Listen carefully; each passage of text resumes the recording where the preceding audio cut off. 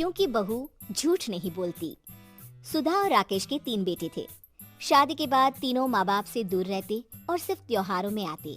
माँ जी, पिताजी, अगली बार आप लोग हमारे घर आइएगा। अरे नहीं बहू, सब यहीं आ जाते हैं तो घर खिला खिला लगता है। हाँ बहू, तू हमेशा बुलाती है तो जरूर आएंगे तेरे पास भी। हाँ हाँ, दीदी का घर बड़ा जो है, सब कुछ अपनी शादी के बाद दीदी को ही तो दे दिया था। हमें भी दिया होता तो हम भी बड़ा घर लेते। क्यों सुनील? अरे नहीं नहीं, पापा ने सबको एक बराबर ही दिया है। छोटी बहू, क्या चाहिए तुम्हें, बोलो। वो आपके सोने की चेन वाली घड़ी है ना, वो अगर आप मुझे, तभी वहाँ मजली बहू भी आ जाती है। और मुझे ना आपका मंगलसूत्र कितना लंबा, सुंदर और भारी भी है। अरे हाँ हाँ, तुम दोनों को ही दूंगी बहू, चिंता ना करो। चलो अब खाना लगाओ, खाना खाया जाए। सभी मिलकर खाना खाते हैं कि पड़ोसन आ जाती है। अरे सुधा बहन, थोड़ी चीनी तो देना, घर में शक्कर नहीं है और मेहमान सर पर बैठे हैं। अरे छोटी बहू, चाची को शक्कर तो दे दो। अरे मछली दीदी, आप दे दीजिए ना, मैं यहाँ कम आती हूँ तो मुझे पता ही नहीं है कि सासू माँ सारी चीजें कहाँ रखती है। और तुम मैं कौन सा यहाँ रोज शक्कर फाँकने के लिए आती हूँ, मुझे भी नहीं है पता। तभी बड़ी बहू हाथ में चीनी की कटोरी लेकर आती है। चाची, शक्कर आप लोगों का बड़ा सहारा है माँ जी और पिताजी को, वरना हम लोग तो यहाँ रहते ही नहीं। आप जैसे पड़ोसी हैं तो हम निश्चिंत है। और जीती रहे बहू, अब तो ये घर पड़ोस कम परिवार ज्यादा लगता है। सुधा अपनी बड़ी बहू को देखकर बहुत खुश रहा करती थी। वो उससे अक्सर घंटों बात भी किया करती, लेकिन दोनों दूसरी बहुओं का भी वो समझती थी कि शायद छोटी है, वक्त आने पर संभल जाएंगी। समय आ जाता है जब सभी को वापस जाना होता है।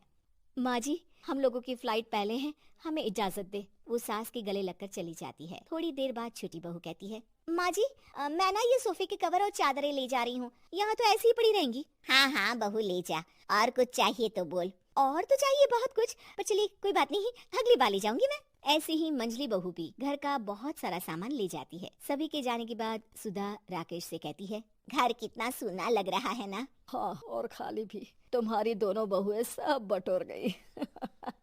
अरे ठीक है ना, हम दोनों ही तो हैं, कितना सामान लगेगा, फिर उन लोगों की नई गृहस्थी, इतना मत सोचा करे। समय बीतता है। ऐसे ही हर साल त्योहारों में सुधा और राकेश के बच्चों की बहू आते और जाते वक्त ढेर सारा सामान पैक कर कर ले जाती। लेकिन कुछ ही सालों में सुधा का देहांत हो जाता है। पिताजी, आप यहाँ अकेले क्या करेंगे, हम लोगों के साथ चलिए। अरे नहीं नहीं बहू, इस घर में सुधा की यादें हैं, मैं उसे नहीं छोड़ सकता हूँ। अब तुम लोगों की माँ नहीं रही।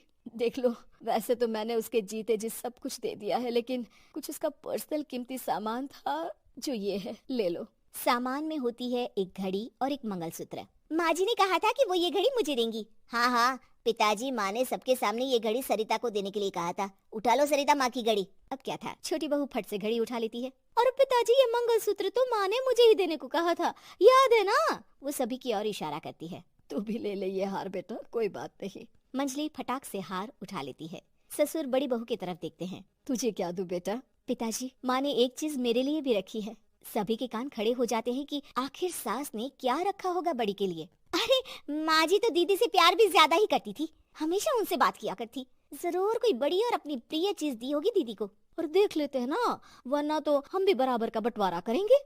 हाँ हाँ, कर लेना बंटवारा। लेकिन बड़ी बहू बताओ तो, सुधा ने क्या रखा है तुम्हारे लिए? अभी तो हम लोग यही हैं पापा जी, जब जाने लगेंगे तो बता दूंगी। बड़ी बहू के मुंह से ये बात सुनकर बाकी दो बहुएं सोचने लगती हैं कि आखिर क्या है जो दीदी को सासू माँ देकर गई हैं। दीदी, ऐसा तो नहीं ना कि पूरे घर का आधा हिस्सा माँ बड़ी भाभी को देकर गई हो? तभी वहाँ ससुर आ जाते हैं। नहीं नहीं, ऐसा कुछ नहीं है, मकान तो तुम तीनों का बराबर से है। देखो, बड़ी बहू से तुम्हारी सास ज्यादा जुड़ी थी, न जाने क्यों घंटों बात किया करती थी, पता नहीं क्या देकर गई है उसे। और ससुर जी, आपको क्या पता, चालाकी से पूरे घर के पेपर में साइन करवा लिए हो, या फिर कोई छुपा गहना। आखिर मकान पूरा तो आपने सासू माँ के नाम ही कर रखा था ना। अब घर में ये सस्पेंस बन जाता है कि आखिर बड़ी बहू क्या लेकर जाएगी। फिर वो दिन भी आ जाता है जब बड़ी बहू के जाने का समय हो जाता है। बेटा, परसों तुम चली जाओगी, बताया नहीं माँ ने तुम्हें क्या दिया? घड़ी और हार जो बेशकीमती था और तुम्हारी सास को सबसे ज्यादा प्रिय था, उसका तो बंटवारा भी हो चुका है। अब तुम्हारी बारी। हाँ पिताजी, आज मैं ये बात बताने ही वाली थी। माँ ने मुझे उससे भी बेशकीमती चीज दी है, और वो है आप। आपसे अधिक प्रिय उन्हें कुछ नहीं था। माँ चाहती थी कि आप मेरे साथ रहें। चलिए पिताजी। बेटा, मेरे पास तो कोई पेंशन भी नहीं है और ना ही कोई प्रॉपर्टी लेकिन आपके पास संस्कार है पिताजी, जो मेरे बच्चे आपसे लेंगे, तो आपको ले जाने पर स्वार्थ ही है मेरा। चलिए ना पापा।